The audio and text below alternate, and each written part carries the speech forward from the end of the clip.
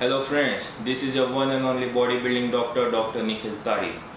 आज हम लोग बात करने वाले हैं साम्स के बारे में।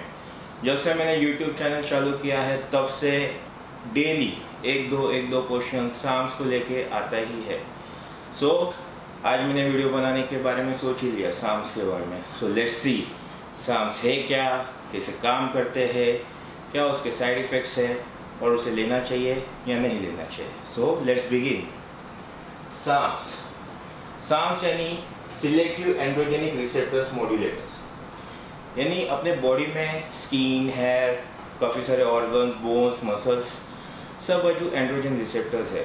बट साम्स जो है स्पेसिफिक सिलेक्टिव एंड्रोजन रिसेप्टर्स पे जाके अटैच होते हैं और वहाँ पे अपना इफेक्ट दिखाते हैं, जैसे कि बोन्स और मसल्स में। सो उसको स्टेरॉइड्स के अल्टरनेटिव्स करके यूज़ करते हैं। कुछ जन स्टेरॉइड साइकिल के बाद पीसीटी में साम्स को यूज़ करते हैं। साम्स जो कंपनीज बना रहे हैं उनका ये कहना है कि अगर हम टेस्टोस्टेरोन साइक्लोनेट के साथ अगर उसको कंपेयर करते हैं तो it gives you 200 times more muscle stimulation. Testosterone cypionate जो आपको मसल स्टिमुलेशन देगा उसका 200 टाइम्स मोर मसल स्टिमुलेशन साम्स देता है। कुछ साल पहले, आई थिंक 20 साल पहले, प्रो हॉर्मोन्स भी मार्केट में आए थे। उन्होंने भी ऐसे ही बहुत सारे दावे किए थे, साइड इफ़ेक्ट्स नहीं, ऐसा नहीं वैसा नहीं, बट ज़्यादा दिन चले नहीं प्रो हॉर्मोन्स। सो साम्स अभी नए हैं मार्केट में, तो देखते हैं कि आगे कैसे चलेंगे। यूजुअली साम्स हम ट्रीटमेंट या मेडिकल इसमें कैसे कि कौन से बीमारी में यूज़ करते हैं। सबसे पहला muscle wasting, HIV patient, cancer treatment patient, जिनों में मसल वेस्टिंग हो रहा है उन्होंने दिया जाता है। एनीमिया, ऑस्टियोआर्थराइटिस और क्रोनिक फटीग सिंड्रोम, ये थोड़े बहुत जो इंडिकेशंस है उसमें साम्स का यूज़ किया गया है। सो मार्केट में कौन से साम्स अवेलेबल है? LGD 4033, लिंगेंड्रोल, ऑस्टरीन, एंडरीन, कार्डरीन, LGD 3303, S3, LGD 2226, YK11, ऐसे बहुत सारे साम्स मार्केट में अवेलेबल है। तो साम्स इतने पॉपुलर क्यों है, उससे क्या बेनिफिट्स हमको होते हैं वो हम देखते हैं। बेनिफिट्स: नो लीवर टॉक्सिसिटी, आपके लीवर को कोई भी टॉक्सिसिटी या कोई भी प्रॉब्लम नहीं होगी। नो किडनी टॉक्सिसिटी, आपकी किडनी भी सेफ है। इंजेक्शन लेने की ज़रूरत नहीं है क्योंकि वो कैप्सूल फॉर्म में आते हैं और सीरम फॉर्म में भी आते हैं। No water retention, no bone density drop, आपके बोन्स की डेंसिटी मेंटेन रहेगी और इम्प्रूव होगी। No hair loss, no acne, no estrogen rise, no DHT conversion, no HPTA suppression, same effect as testosterone, untraceable, आपके ब्लड में उसके ट्रेसेस नहीं मिलेंगे।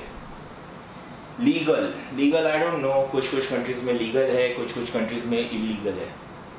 मसल मास गेन होगा, आपका फैट लॉस होगा, injury recovery will be faster, joint का healing अच्छा होगा और PCT करने की ज़रूरत नहीं है। See so many benefits, means just like steroids आप ले रहे हो और आपके उसके कोई भी साइड इफेक्ट्स नहीं हो रहे, एकदम सपने जैसा लग रहा है, राइट? मीन्स कितने सारे अच्छे बेनिफिट्स।